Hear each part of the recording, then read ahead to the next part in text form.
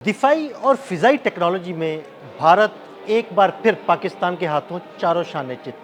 जंग मई में राफ़ेल गिराने के बाद इस बार पाकिस्तान ने भारतीय जासूस तैयारी का सिस्टम भी हैक कर लिया। ये सारा मामला कब और कैसे हुआ? आमिर रज़ा मेरे साथ मौजूद हैं, उनसे बात करते हैं। आमिर भाई, कुछ खबरें ज़ेरे गर्दिश हैं कि एक भारतीय जासूस तैयारी का सारा सिस्टम पाकिस्तानी निज़ाम ने हैक कर दिया। ये मामला कब हुआ और कैसे हुआ, हमारे नाज़रीन को बताइए। देखिए, पहली बात तो ये है कि भारत शायद सोच ये रहा था कि ऑपरेशन सिंदूर में कामयाबी के बाद पाकिस्तानी सिर्फ जश्न मना रहे हैं, पाकिस्तान की सरहदों में कोई नहीं है। हमने दोनों ने मिलकर सर क्रीक पर एक बहुत अच्छा व्लॉग किया था। मैंने बताया था कि 92 माइल्स की ये पट्टी जो है, ये क्यों इतनी पॉन्डस रखती है और भारत क्यों चाहता है कि इसकी हाफ को बॉर्डर लाइन करार दिया जाए, और हम क्यों चाहते हैं कि गुजरात तक इसकी बॉर्डर लाइन जाए, जो कि 1914 का, यानी आज से आप समझ लें एक सदी से ज़्यादा का अरसा गुजर गया है, जो अंग्रेज़ इसको काट कर गया था कि ये हिस्सा कराची का होगा और ये हिस्सा बम्बई की रियासत के अंदर जाएगा। लेकिन सर क्रीक जो है, ये वजह तनाज़ा रहा है हमेशा से पाकिस्तान का, क्योंकि पाकिस्तान हक बजानब है, इसलिए पाकिस्तान दुनिया भर में इस हवाले से अपनी मोतबर राय रखता है और सर क्रीक पर दुनिया उसको मानती है। लेकिन भारत ज़बरदस्ती करना चाहता है, इस पर मारा जाएगा। इस दफ़ा आपको याद है कि गुजरात में जब गए हैं नरेंद्र मोदी साहब, तो उन्होंने वहाँ पर जाकर भी जो भारतीय वज़ीर-ए-आज़म हैं, सर क्रीक का जिक्र किया था। फिर उनके आर्मी चीफ़ ने कराची का जिक्र किया था। तो ये सब के सब मामला जो है इस तरफ से चलाना चाहते हैं। इस पर हमने उस वक्त भी बात की थी कि ये पहले दो तरफ़ों से आकर, कश्मीर से और पंजाब से आकर मार खा चुके, अब ये समुंदर के रास्ते आना चाहते हैं। और शायद कराची इनके लिए बहुत बड़ा लव है कि इसके मुतल्लिक वो झूठ भी फैलाते रहे ऑपरेशन सिंदूर के दरमियान, और अब भी इन्होंने सर क्रीक पर एक हमला किया। हमला ये था कि चंद दिन पहले एक इनका SIR जो है, जहाज़ जो है, जो कि इंटेलिजेंस एंड सर्वेलेंस के लिए इस्तेमाल होता है, वो इन्होंने भिजवाया। और सुनने में ये आया कि अबू धाबी से ये उड़ा और जाना इसने भारत का शहर था अमरेली, वहाँ पे जाना था, लेकिन ये इसने जानबूझकर पाकिस्तानी हदूद के अंदर आया और अपने तमाम वो इलेक्ट्रॉनिक वॉरफेयर के रडार्स ऑन कर दिए, जिससे ये अंदाज़ा किया जा सकता था कि पाकिस्तान इस जगह पर सर क्रीक के अंदर कितनी ताकत या क़ुव्वत रखता है और उसकी असासे कहाँ कहाँ हैं। इसकी बुनियादी वजह क्या है, ये अभी तक किसी ने नहीं बताया। बहुत सारे लोग बता रहे हैं कि एक मैंने व्लॉग सुना, मुझे मेरा हास भी रहा था मैं, कि एक कोरियर कंपनी है अमेरिकन, दिल भाई, उसका एक जहाज़ है, UPS में नाम ले लेता हूँ उस कंपनी का, उसके जहाज़ के नीचे एक जहाज़ छुपा के जो है वो लाया गया था। ऐसा कुछ नहीं था, ये दुनिया का जदीद तरीन भारत के पास जहाज़ है, और ये उन्होंने भिजवाया था। इसका जानबूझकर इसको रास्ता जो था ऐसा दिया गया ताकि यहाँ से गुज़रते हुए वो तमाम सिग्नल्स को कैच करे जो पाकिस्तान यहाँ पर रखता है, और जो रडार्स हैं उनको कभी जैम करना पड़े तो कर लिया जाए। ये इसका मकसद था। यहाँ की फ़ोटोग्राफ़ी, तस्वीरें और यहाँ की तमाम मालूमात लेकर इसने भारत को देनी थी। लेकिन अल्लाह भला करे कि पाकिस्तान के लोग जाग रहे होते हैं। ये इस मौके पर क्यों आया, असल में ये वो बात थी जो मैं आपको बताना भी चाह रहा था। हमारे बहरिया के चीफ़ ने, नवीद अशरफ साहब ने, पिछले दिनों सर क्रीक का दौरा किया था। फ्रंट लाइन पर जाकर वहाँ पर अपने हिफाजती हसार को देखा था। कितना था आपको याद होगा कि वहाँ पर उन्होंने 3 जंगी कश्तियों का भी जो है उसको बहरिया के हवाले किया था, और यहाँ पर सर्वेलेंस का जो मेयार है या निज़ाम है उसको मज़ीद बढ़ा दिया था, क्योंकि हमें ख़तरा ये है कि भारत इस दफ़ा समंदर के रास्ते ना आए और ये एक बड़ी जंग का पेशेमा हो सकता है।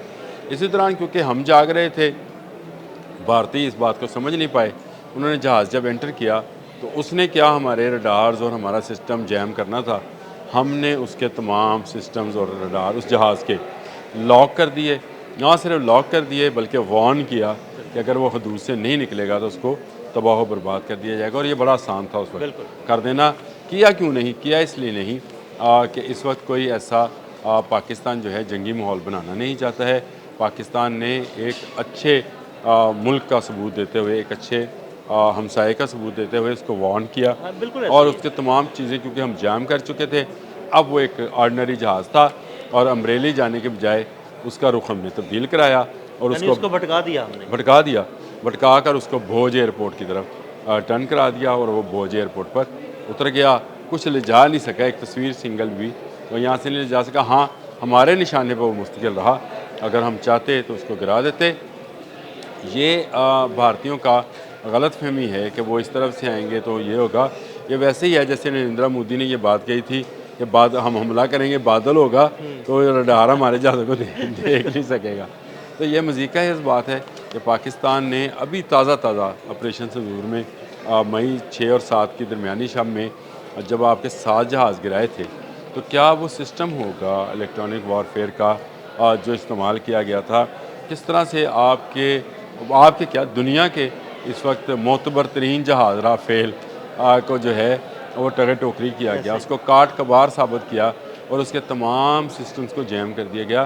तो ये जो जहाज़ था जो कि आपने भिजवाया हमारे पास ISR जो है इंटेलिजेंस एंड सर्वेलेंस के लिए, तो ये किस खेत की मूली था, इसको भी हमने जैम कर लिया।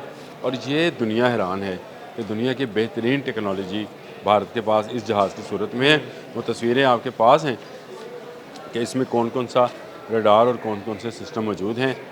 वो आप साथ लगाएंगे तो आप खुद देखिएगा दिल साहब कि वो किस कदर जदीद जहाज़ जो है पाकिस्तान ने जैम करके दिखा दिया। तो इसका मतलब ये है कि आने वाले दिनों में भी भारत जब कहीं से किसी जानिब से भी किसी कोने से भी निकलने की कोशिश करेगा, उसको मार दिया जाएगा।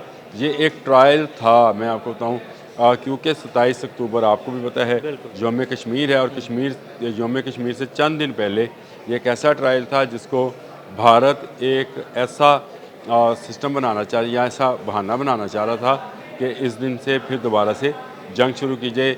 हम ये सोच रहे थे कि यार कश्मीर में ये काबज़ है तो कश्मीर की तरफ से ना आएगा, लेकिन वो समंदर के रास्ते आए और आहिस्ता से धीरे से जो है गुजरने की कोशिश की। सर क्रीक से जाग रहे थे हमारे बहरिया के लोग, हमारी एयरफोर्स के लोग, इसलिए उसके तमाम सिस्टम को जैम किया, उसको कोई तस्वीर बनाने नहीं दी या कोई उसको मालूमात हासिल करने नहीं दी। तमाम का तमाम पाकिस्तान का डाटा महफूज है, पाकिस्तान के तमाम असासे जो हैं और उनकी लोकेशंस और उनमें मौजूद जितने वेपन्स हैं वो सब के सब महफूज हैं। सर्वेलेंस तैयारी की यही खूबी होती है कि वो तमाम चीज़ों का रिकॉर्ड लेकर साथ जाता है कि कौन सा असला किस जगह पर इन्होंने लगाया है या नस्ब कर रखा है। वो तमाम चीज़ें महफूज हैं और ये जहाज़ भटक कर भोज एयरपोर्ट पर उतार दिए। बहुत शुक्रिया आमिर भाई जी। बिल्कुल, आमिर रज़ा ने बड़ी तफसील के साथ आपको बताया कि किस तरह हमने भारत के सर्विलेंस जहाज़ को भटका दिया और वो भोज एयरपोर्ट की तरफ चला गया। अदील अहमद और आमिर रज़ा को इजाज़त दीजिएगा। अल्लाह हाफ़िज़। इसी दौरान क्योंकि हम जाग रहे थे, भारतीय इस बात को समझ नहीं पाए। उन्होंने जहाज़ जब एंटर किया तो उसने क्या हमारे रडार्स और हमारा सिस्टम जैम करना था, हमने उसके तमाम सिस्टम्स और रडार उस जहाज़ के लॉक कर दिए। ना सिर्फ लॉक कर दिए बल्कि वार्न किया कि अगर वो हदूद से नहीं निकलेगा तो उसको तबाह व बर्बाद कर दिया जाएगा। और ये बड़ा आसान था उस वक्त कर देना। किया क्यों नहीं किया? इसलिए नहीं कि इस वक्त कोई ऐसा पाकिस्तान जो है जंगी माहौल बनाना नहीं चाहता है।